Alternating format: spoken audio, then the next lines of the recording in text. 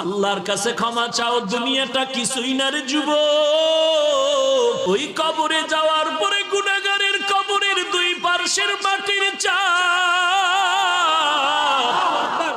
পাজরের হাড় চুরমার হয়ে যাবে। একটা নয়, দুটো নয়, 70 থেকে 99টা সাপের কামড়। কবরের ভিতরে জাহান্নামের আগুন। এরে বান্দা, এখনো কি আল্লাহর রাস্তায় ফিরে আসবি না?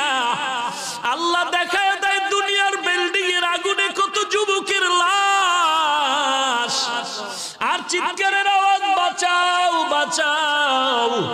একটু চিন্তা করে দেখ, যখন আগুন লাগছিল শরীরের মধ্যে তখন ওদের কেমন লাগছিল, অবস্থাটা কেমন হয়েছিল।